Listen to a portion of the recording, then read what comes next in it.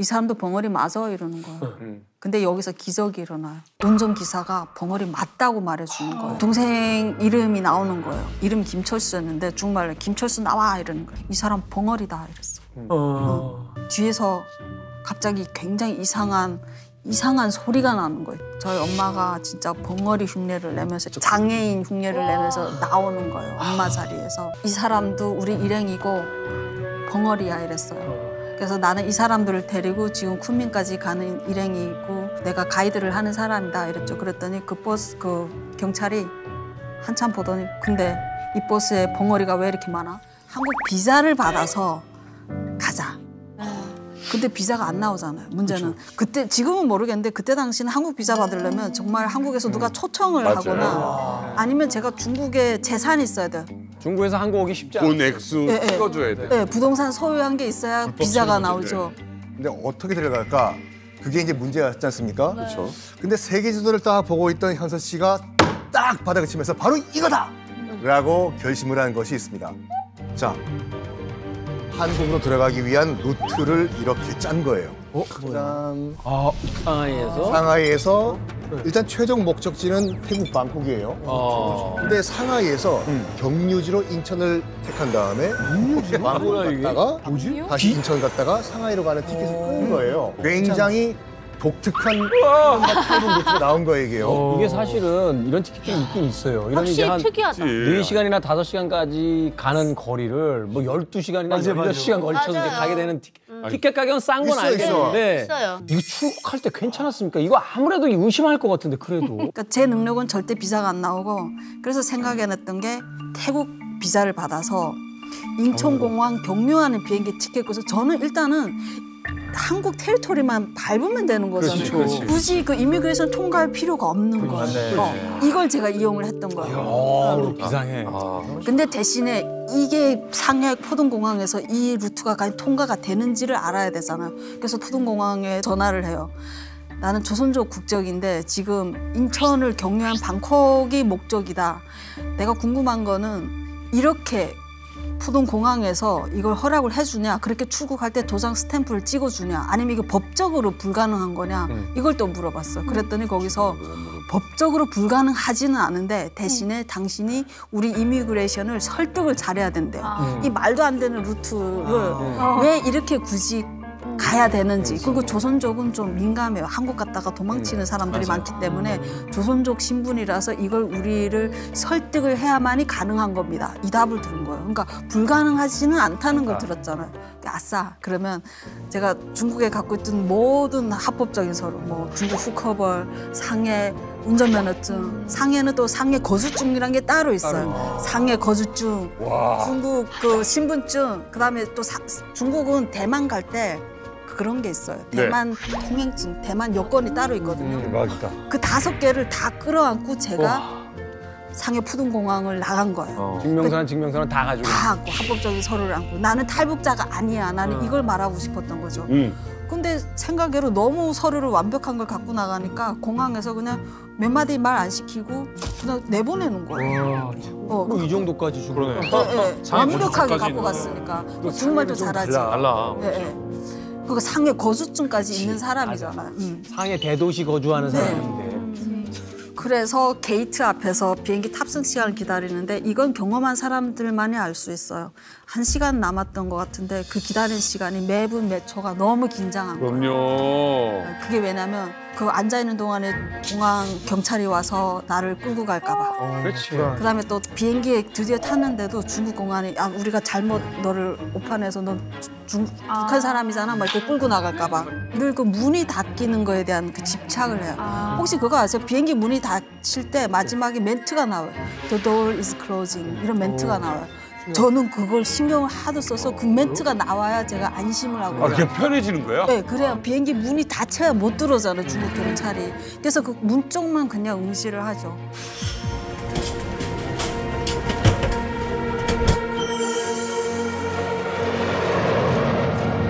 그렇게 해서 제가 한국에 들어와서 진짜 자수란 걸 해봐야 알죠.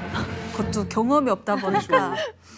그래서 인천공항에 그냥 내려서 사람들이 제일 많이 가는 데로 따라갔어요. 따라가니까 그 이미그레이션 그 줄이 긴 줄 있잖아요. 거기 서서 줄이 또 길잖아요. 줄 섰어요? 줄 서서 그 도장 맞는 그 앞에까지 가요.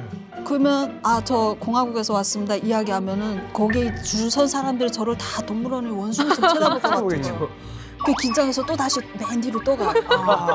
또 맨 뒤로 갔다. 이거 로테이션을 몇 번 하다 보니까 이게 답이 안 나오는 거예요. 그래서 눈 주위를 보니까 출입국 관리 사무소로 가고 거기 들어가서 조선민주주의인민공화국에서 왔습니다.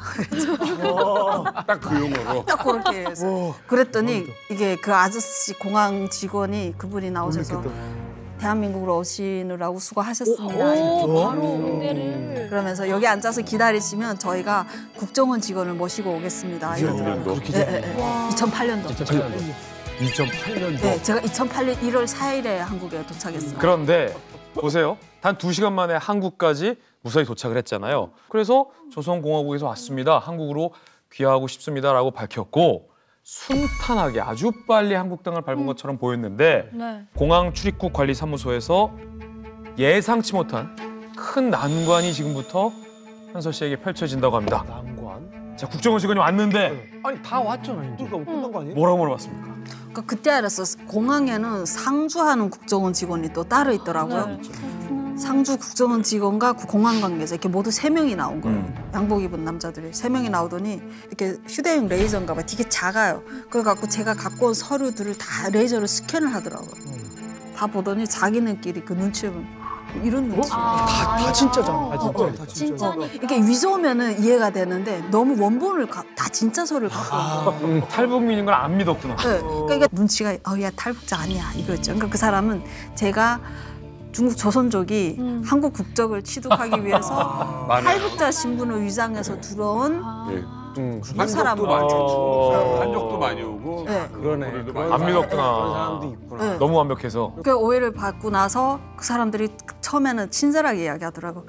이제라도 현서 씨가 중국 사람이 맞다고 인정을 하면 우리가 그 어떤 법적인 문제를 안 삼고 상해로 가는 다음 비행기에 정말 고스란히 모셔다 드리겠습니다 이러는 거예요. 근데 내가 죽어도 탈북자라고 우기면 우리 조사기관에서 조사하고 현서 씨 진짜 신분이 들통났을 때 어떻게 되시는 거 알죠? 정확히 딱 이래요. 그게 뭐냐면 제가 중국 사람이랑 들통이 나면은 외국인 감옥에 일단 먼저 보내줘요. 그러면 거기에서 지내다가 중국 감옥으로 진짜 추방이 되거든요. 그러면 제가 중국인이면 상관없어요. 중국 감옥 보내줘도. 그런데 그때 조사를 할 거잖아요.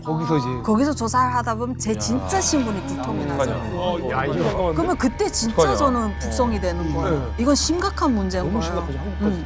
저는 지금 이거 웃으면 이렇게 말할 수 있지만 그때는 정말 하늘이 무너지는 것 같았어요. 큰일 났어요, 이제. 그래서 제가 중국에서 10몇 년 동안 살면서 저는 북한 사람이 아닙니다 하고 그렇게 외쳐도 믿어주는 사람이 없었잖아요. 근데 지금 진짜 죽을 힘을 다해서 나 탈북자야 이러는데 거기다가 남자친구한테 전화해봤자 남자친구도 조선족입니다. 말을 안 했잖아요. 맞네. 룸메이트한테 전화해도 조선족이에요. 누가 하는 심한 룸메이트. 그러니까 저를 믿어주는 사람이 이제는 없는 거예요. 세상에 혼자예요. 엄마한테 확인할 수도 없어요. 그렇죠. 가족은 북한에 있죠. 보통은 뭐 어디 지역에 오면 뭐 같은 학교에서 나온 사람들 신분 보증을 해주는데 저는 그런 게 없다 보니까 그때는 진짜 뭐 혈액형 테스트라도 해서 뭐 블러드 테스트 이런 거 해서라도 탈북자 신분을 밝혀낼 수 있으면 마음이 그랬던 건데 그래서 저는 탈북자가 맞으니까 무조건 저는 조사해 주십시오 했어요. 제가 그때 다른 탈북민들보다도 조사 기간이 굉장히 길었었어요. 그 독방이라고 있잖아요. 국정원 들어가면 제가 할 수 있었던 게 위성으로 북한 지도를 내려다 본다고 들었거든요. 그래서 북한의 군부대, 우리 아빠가 옮겨 다녔던 군부대 지도를 제가 손으로 그렸어요. 여기는 뭐 중대장실, 뭐 심지어 여기는 어디 화장실까지도 그리고 여기는 주방까지도 그리고 그걸 다 디테일하게 그렸어요. 내가 할 수 있는 게 그밖에 없더라고요. 기억실. 나중에 그 국정원 선생님 조사를 하고 나서 우리 보통 조사 끝나면 국정원 담당하시는 선생님이 먼저 사인을 하잖아요. 그리고 우리가 카운터 사인을 하잖아요. 제가 잽싸게 사인했죠. 그분 마음이 바뀌기 전에. 그러면 탈북자 맞다고 인정하는 순간이 되는 거예요. 저는 그 순간부터 잽싸게 같이 사인하고 제가 그때는 마음이 느슨해서 그분한테 그랬죠. 선생님은 어떻게 제가 북한 사람인 거 알고 이렇게 보증을 서신 겁니까? 당당하게 이야기했죠. 그랬더니 그분이 자신이 14년 동안 국정원에서 이렇게 신문을 해왔대요. 저는 사람의 눈을 보면은 그 사람이 거짓말을 하는지 아닌지 알 수 있대요. 그래서 현서 씨 눈은 너무 솔직했대요. 거짓말을 안 했대요. 북한에 있는 가족들을 탈북시키기 위해서 현서 씨가 중국으로 직접 갑니다. 그래서 해산시 코앞인 중국 장백현까지 현서 씨가 들어가게 되는 거예요. 계획은 이랬어요. 현서 씨가 워낙 중국어를 잘하니까 일단 쿤밍 지역까지는 현서 씨가 직접 중국어로 가이드를 해서 직접 가족들을 데리고 저 쿤밍까지 데리고 온다. 그리고 쿤밍에서부터 중국을 벗어나 제3국을 갈 때는 이 브로커를 써서 가족들을 안전하게 탈북시킨다. 다행히 현서 씨가 상해에서 일했을 때 상해 은행에 저축해놓은 돈이 있었대요. 그래서 그 돈으로 가족들의 탈북 비용을 대면 되겠다라는 계산까지 마친 채로 중국으로 가게 된 거죠. 이제 내 가족을 만나자. 어디로 갑니까? 제가 11년 전에 탈북했던 강을 건넜던 그곳으로 다시 들어가요. 제가 탈출했던 그곳으로 지금 국경에서 밤에 기다리고 있는 거죠. 기다리는데 가족이 건너왔었어요. 새까만 밤에 건너왔는데 우리는 얼마나 반가워요. 11년 만에 얼굴 봤는데 정말 부둥켜 안고 싶은데 그걸 못했었어요. 왜냐하면 중국 변방 부대한테 노출이 되면 안 되니까 최대한 우리는 거기를 빨리 빠져나가야 되니까. 그래서 거기서 호텔로 옮겼다가 그때가 중국이 60돌 되는 국경절인가? 그런 날이었어요. 굉장히 대대적으로 검문을 해요. 그러니까 제가 굉장히 운이 안 좋게 그 60돌에 꺾이는 해에 딱 걸린 거예요. 그러니까 이미 길에 그냥 경찰, 군인들이 쭉 깔린 거예요. 국경에. 제가 시기를 너무 잘못 잡고 들어갔던 거죠, 그때. 그래서 일단은 이 지역을 빨리 벗어나야 되겠다는 생각이 들어서 그 2층짜리 버스, 장백현에서 심양으로 가는 장거리 2층 버스 티켓을 샀어요. 그래서 빨리 심양으로 떠나자. 그 버스 출발해서 저는 그 지역을 너무 잘 알지 않습니까, 사실은. 검문소는 1시간 후에 있거든요, 그 검문소가. 근데 버스 출발해서 가다가 제가 어쩌면 이제는 이 북한 땅이 내가 마지막으로 오는 곳이겠구나. 가족까지 다 뽑으니까 더 이상 제가 올 일이 없잖아요. 그래서 카메라로 북한 사진을 담고 있었어, 동영상으로. 이거 내가 찍었던 거. 현서 씨가 직접 찍은 영상이죠, 이게. 버스 안에서. 네, 버스 안에서. 해상이민학교잖아. 대박. 지금 해산이에요? 강 건너가? 네, 네.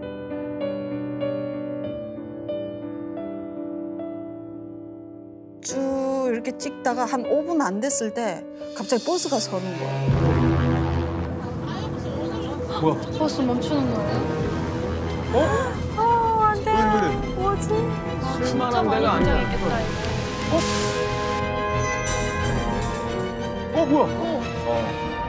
왜 이래? 자, 버스에서 현서 씨가 이 향수에 젖어서 마지막이 될지 모르는 고향의 모습을 찍고 있었는데 버스가 출발한 지 5분 만에 버스가 갑자기 멈춰 선 겁니다. 그리고 나서 갑자기 총을 맨 군인들이 버스에 오릅니다.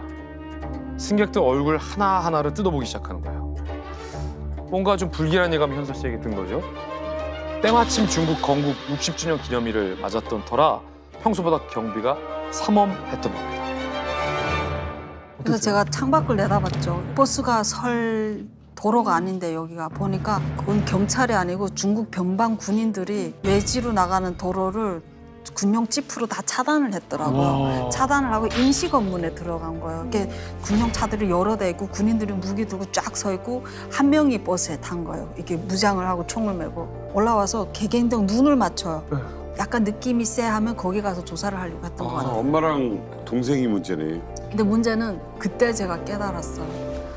그 버스에 승객 몇십 명이 있었는데 다 아줌마인 거예요. 유일한 남자가 제 동생이 하나인 거예요. 동생 있잖아요. 너무 튄다. 버스 운전기사 다음으로 걔가 하나예요. 근데 제가 무서워서 동생 우리 좌석을 맨 뒷칸 버스 맨 뒷줄에 세 줄 쪼로니 이렇게 티켓을 샀거든요. 그러니까 동생이 너무 긴장하니까 눈 감고 자는 척 한 거예요. 그게 침대 버스니까 자는 척 했는데 표적이 된 거예요.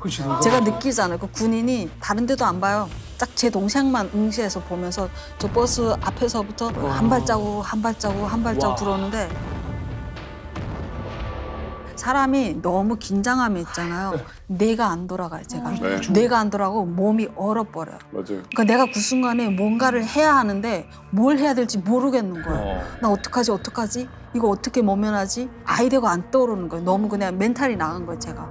군인이 거의 제 앞으로 온 거예요. 그래서 순간 그냥 모르겠다. 뭐라도 해야 되겠다. 그래서 그 2층에서 훅 뛰어내렸어요. 뛰어내니까 군인 앞에 제가 뚝 떨어졌거든요. 뚝 뛰어내리면서 제가 보니까 제 손에 카메라가 있는 거예요. 그래서 그걸 갖다가 군인 얼굴에 갖다가 대고 막 셔터를 눌렀죠. 엄청 눌렀어요. 동생한테 집중되는 그걸 나 쪽으로 시선을 끄게 하려고. 놀랬겠는데. 그렇게 찍고 밖에 있는 그 군용 지프차 그걸 막 찍었어요. 그때 군인이 소리를 치면서 버럭 화를 내는 거야. 중국말로 야 너 이런 상황에서 사진 찍는 거 불법인 거 몰라 이러는 거야. 중국말로 웃으면서 너 화내지 마. 부여성치라 부여성치라. 내가 몰라서 그랬잖아. 이러면서 내가 삭제하면 되지. 이것 봐 삭제하면 다 삭제를 했어.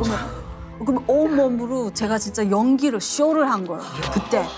너무 하니까 내가 너무 오버 리액션을 하니까 그 군인이 저보다 좀 몇 살 어려 보였어. 그때 당시. 걔가 오히려 긴장한 거. 얼굴이 빨개지는 거예요. 내가 오버 리액션을 하니까. 왜냐면 그 주위에 그 승객들이 다 우리를 쳐다보는 거야. 우리 둘을 다 쳐다보는 거야. 그 군인이 오히려 멋쓰게진 거야. 그러더니 걔가 야 빨리 다 삭제하더니 휙 돌아서 나가는 거예요. 네. 그래서 군인이 그때 버스에서 내리고 나서 그 문이 닫히잖아요. 버스 문이 쫙 닫히는데 그때 안도했죠.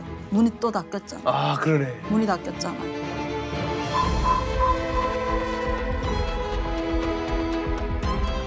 근데 뭐 위기가 여기서 끝났으면 얼마나 좋았겠습니다만 끝이 아니었습니다. 끝이 아니에요? 이제 베이징 부근을 지나고 있었던 때였는데 이제 버스 기사가 모든 이제 승객의 신분증을 다 모아가지고 이제 공안에게 넘겨줬어요. 뭐 여기까지는 통상 뭐 그 절차였던 것 같아요.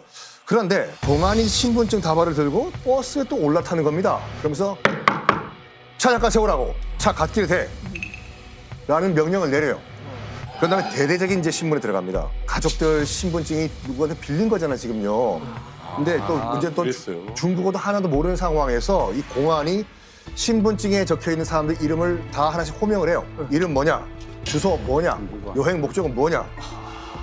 중국 공안의 질문을 당연히 중국어를 모르는 가족이 알아들을 리가 만무하겠죠. 그러다가 남동생이 빌린 신분증의 이름을 딱 호명을 하게 됩니다. 와. 자 여기서는 어떻게 못 오는 거 아니에요? 한치에 물러설 수가 없는 상황이잖아요. 이거는 잡히면 바로 북송이 되는 상황이 벌어지는 건데. 남수에 중국을 못 하잖아. 심각한데요?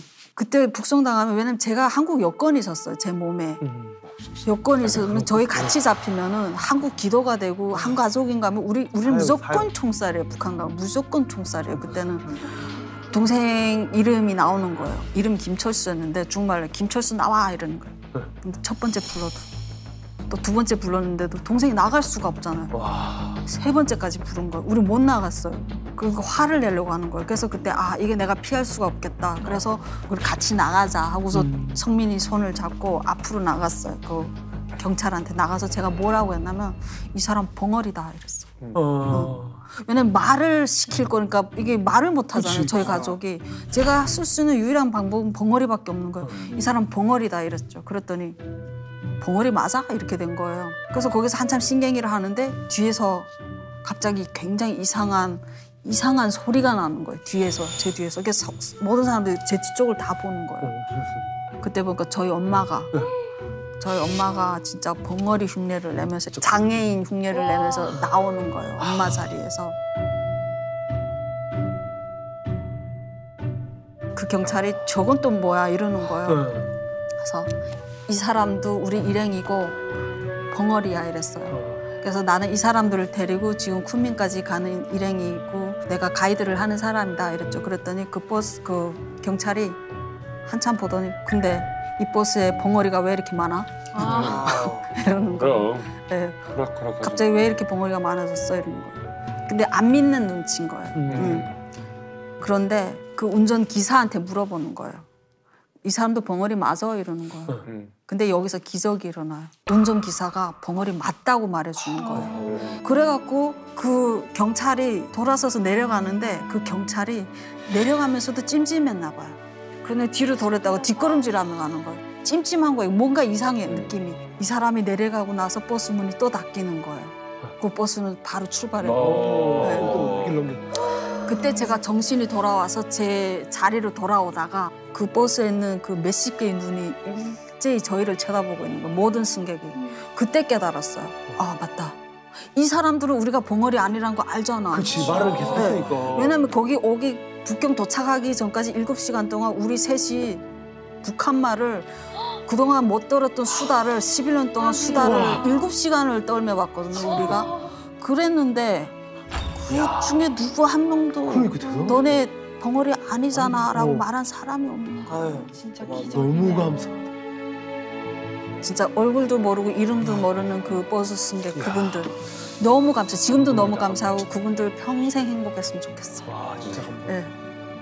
뭐 행운은 용감한 자를 돕는다라고 했는데 지금까지는 기가 막힌 기적이 이렇게 탁탁 만들어져요. 예, 근데 이제 더 문제예요.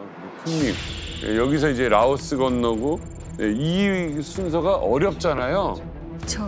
저희 책을 읽은 사람들은 이제는 끝이겠지. 저도 끝이라고 생각했어요. 이제 더 이상 뭐가 있겠어. 중국의 그 어려운 고비를 2번이나 죽다 살았는데.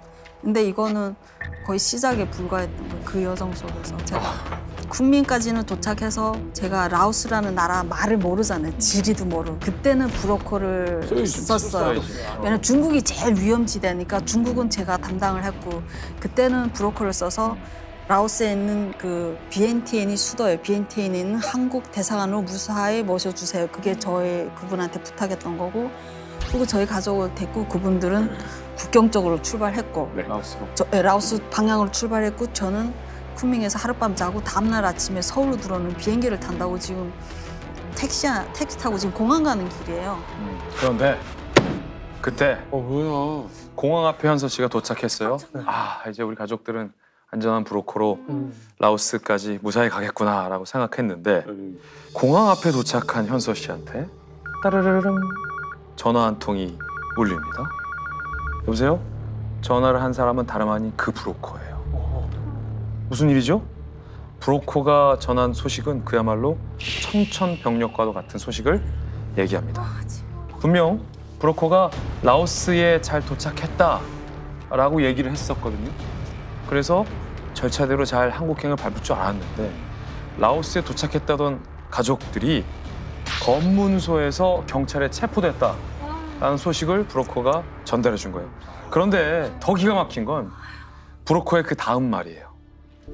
지금 내가 할 수 있는 일 아무것도 없어요. 나 몰라라 했던 거죠. 그래서 현서 씨는 비행기를 탈 수가 없었겠죠? 현서 씨 그래서 어떻게 했나요? 그래서 택시를 돌렸어요. 라오스 국경으로 가주세요. 택시 기사한테.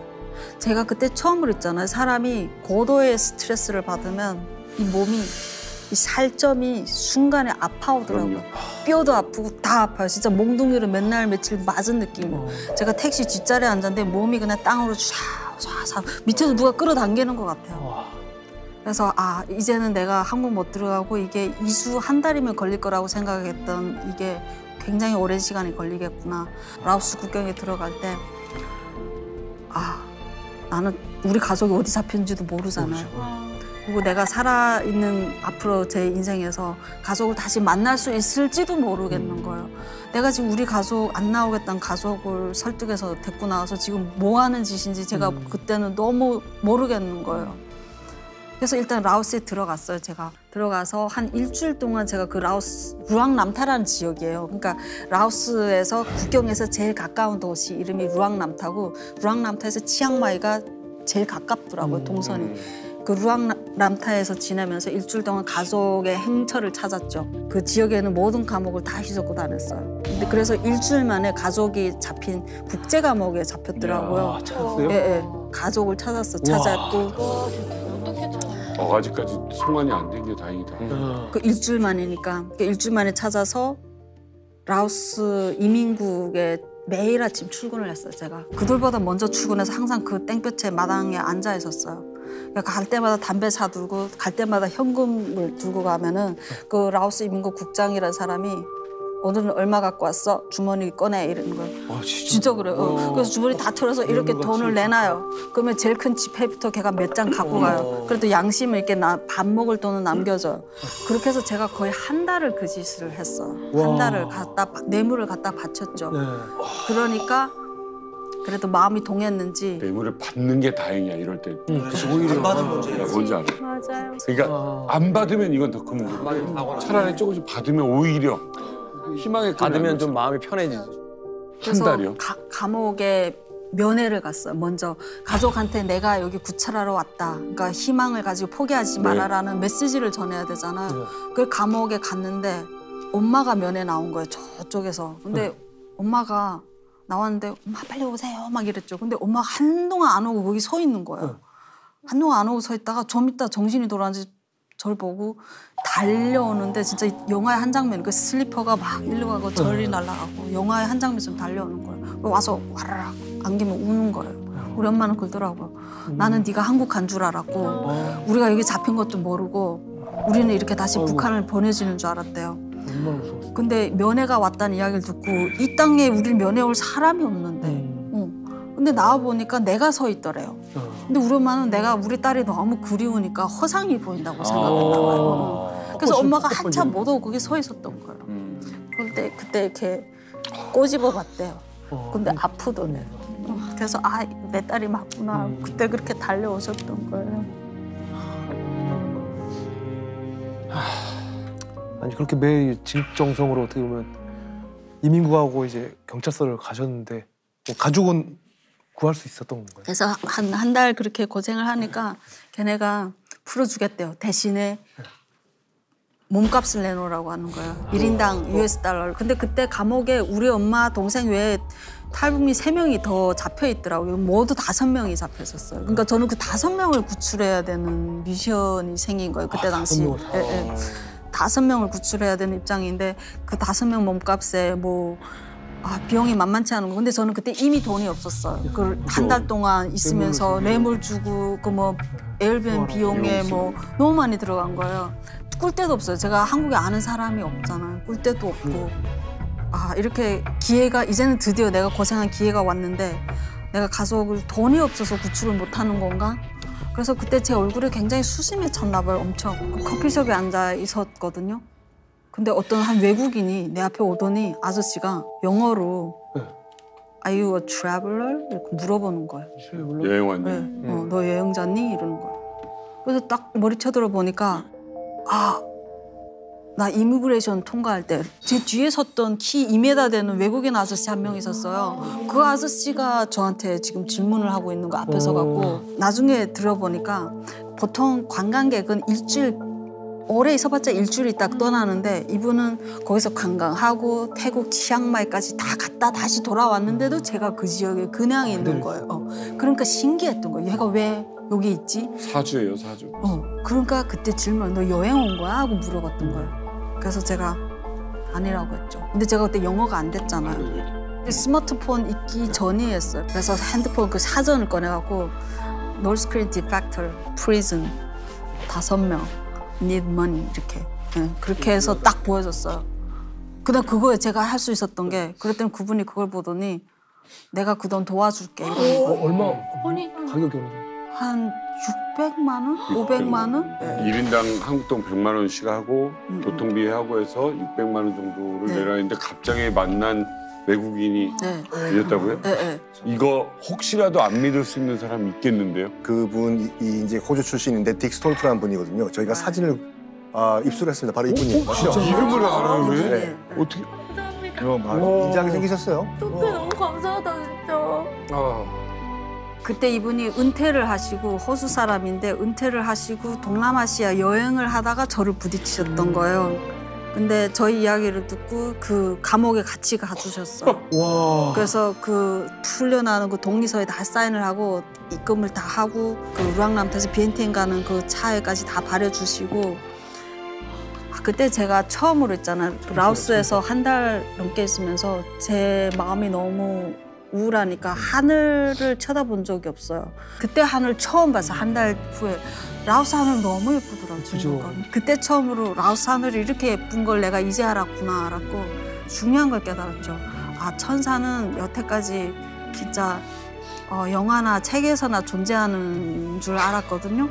근데 진짜 우리 현실에 있는 거구나라는 깨달음을 알게 됐고. 아니 이게 어떻게 이럴 수가 있어요. 아니 이게 뭐예요, 이게? 이 부분이 제가 보기엔 이 영화와 드라마의 고민 부분이에요. 왜냐면 영화나 드라마에서 작가나 감독이 이렇게 만들면 관객이 안 믿을 거예요. 그렇죠. 이걸 너무 하잖아요. 근데 이게 현실에서 기적이 생기는 네. 거잖아요. 제가 그래서 그때 그분한테 그랬죠. 왜 저를 도와줍니까? 했었죠.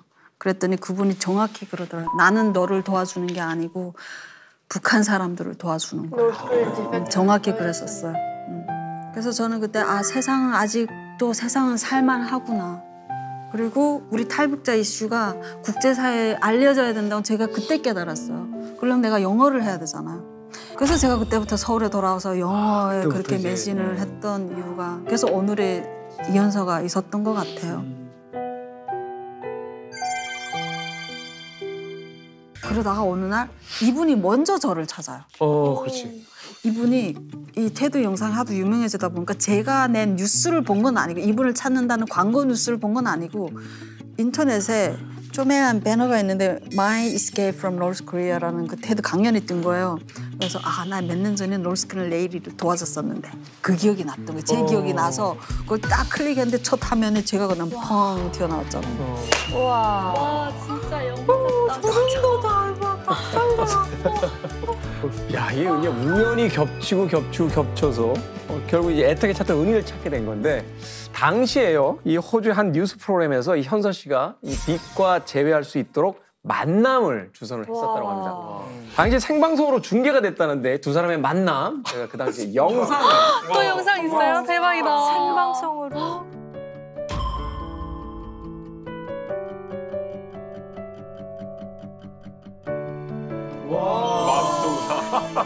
기다려 아저씨.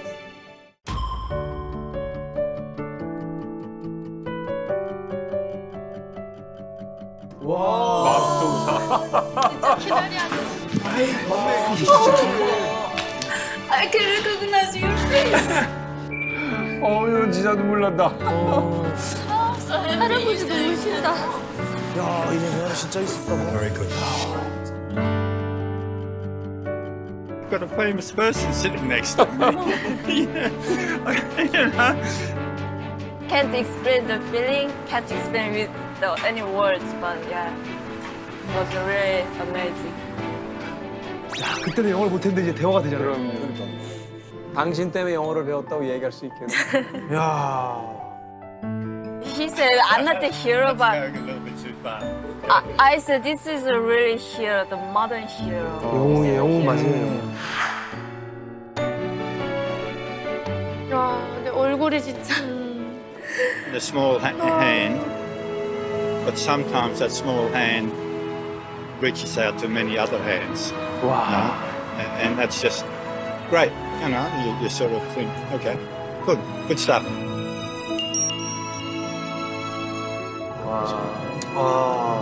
진짜 기다려 아저씨. 와. 어떻게 이러냐?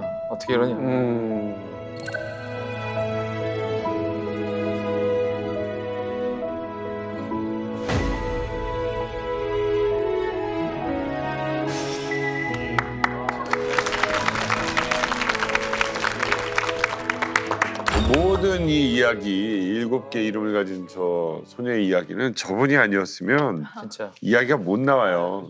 절망에 빠진 아시안 여인한테 갑자기 다가와서 처음 봤는데 그 많은 돈을 지불해. 제가 그 신문을 냈던 호주 언론사에 연락을 했어요. 그분을 찾았다. 저한테 이메일이 왔다. 예, 그분이 저를 먼저 찾았다. 그랬더니 그 SBS라고 거기 국영방송이더라고요. 거기도 그 SBS 인사이트라는 유명한 생방송에서 현서 씨 초대하고 싶다 해서 갔죠. 근데 그때 이분이랑 같이 나오는 자리인 걸 몰랐었어요. 저는. 그러니까 모든 사람은 다 알았는데 이분 포함 저만 몰랐던 거. 서프라이즈 하려고. 사람 찾는 이야기하는 거예요. 공항에서 이분하고 제가 같은 그 시간대에 도착했나 봐요, 공항에. 그래서 부딪힐까 봐 그 제작진들이 굉장히 조심했어요. 정말 나를 피해 다니라고 공항에서. 정말 부딪힐까 봐, 호텔에서도. 근데 생방송 현장에 들어가는데 보통 우리 방송국 이렇게 들어오면 여기 카메라가 있잖아요. 근데 이상하게 횡단보도 건너는 데부터 카메라가 따라 붙는 거예요. 이 분위기는 뭐지? 호주는 이렇게 방송하나 이랬죠. 들어가니까 이분이 계시더라고요. 여기는 영상이 안 나와요. 그 실제 그 호스트가 그때 질문을 했었어요. 그분에게. 당신은 현서 씨가 그때 거짓말 할 수도 있지 않았냐. 그게 거짓말이라고 생각한 적 없냐. 어떻게 너는 현서 씨가 한 말을 그대로 다 믿고 그렇게 선한 행동을 했냐고 질문을 했어요. 근데 저도 사실 그게 궁금했었어요. 그때까지는. 근데 그분이 그러더라고요. 나는 그때 현서의 얼굴을 보고 이 애는 돈만 필요한 게 아니라 정말 도움의 손길이 필요하다는 걸 나는 읽었어. 이러더라고요. 정확히.